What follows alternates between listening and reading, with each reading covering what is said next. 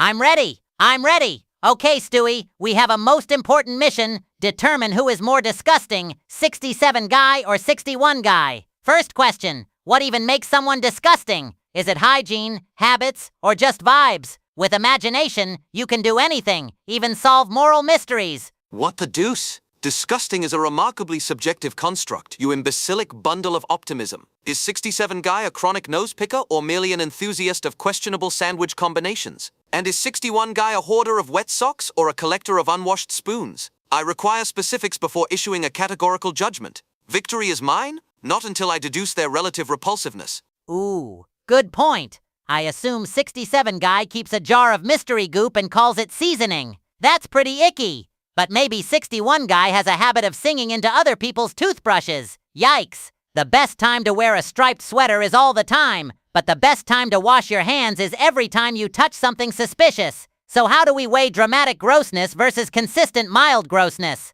Sensible framework. Is a single grotesque act worse than 1,000 subtle offenses? If 67 commits one epic transgression but 61 is habitually sloppy, which is the greater moral abomination, consider intent as well. Is there malice or merely an inconvenient lack of social awareness? Damn you, vile woman. No, wait. Wrong context. But you see my meaning. With imagination, you can do anything. Maybe we should interview them. Ask open-ended questions like, what's your least recently cleaned item? Or which smell do you identify as perfume? That could reveal a lot. Would you rather live next door to someone who occasionally stages a sludge art exhibit or someone who never takes out the trash for months? Fascinating.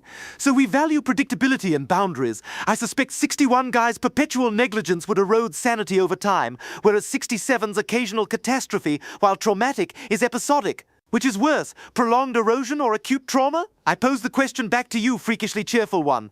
Ooh, deep. I think prolonged erosion is sneakier. It slowly dulls the sparkle of life. But maybe acute trauma forces change quickly. What do you think, Stewie? Is habitual grossness more corrosive than a single spectacularly disgusting moment? Ah, you persist in your sunny optimism even when faced with putrefaction. Very well, I lean toward prolonged negligence as the greater offense because it inflicts daily diminishment. But I shall not finalize my verdict without meeting these two paragons of filth. Until then, victory is mine, perhaps when justice and cleanliness prevail.